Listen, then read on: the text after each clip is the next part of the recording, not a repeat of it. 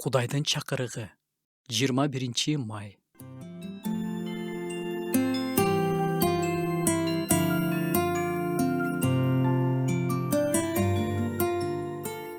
Ошентип баарынан мурда суранарым. Такыбаалык, тазалык менен бейпил жана коогасыз жашашыбыз үчүн, бардык адамдар үчүн, падышалар жана бардык башкаруучулар үчүн сыйынгыла, өтүнгүлө, жалынгыла жана ыраазычылык билдиргиле.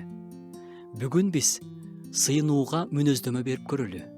Өтүнүү сөздүн өзү эле муктаждыктын бардыгын айтып жатат. Муктаждык болгондо өтүнүп баштайбыз. Биз кээде Кудайдан өтүнөбүз, кээде адамдардан өтүнөбүз.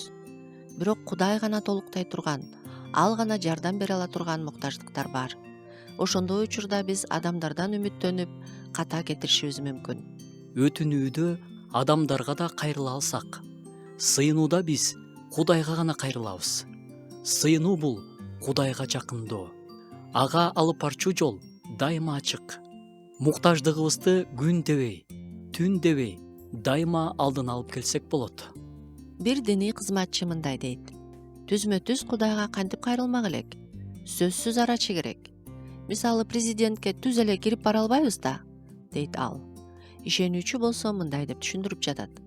Мисалы, элестетсеңиз, президент менин атам болсо, ал жетекчилер менен жолугушуу өткөрүүнүн алдында турат дейли. Ошол маалда мен телефон чалып калсам: "Алло, балам, эмне болду?" дейт.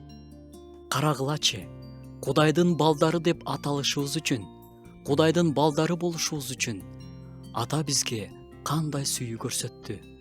Бул дүйнө атаны таанып билбегендиктен бизди да тааныбайт. Өтүнүү, сыйынуу менен гана чектелбешибиз керек. Кээде биз Кудайдын алдына жалаң гана даттанып, бир нерсе сураган эле келебиз. Бир туугандар, биздин жүрөктө ыраазычылык барбы?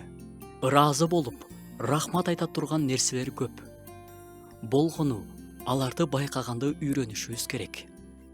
Туруктуулук менен сыйынгыла, сергектик менен, ыраазычылык билдирүү менен сыйынгыла.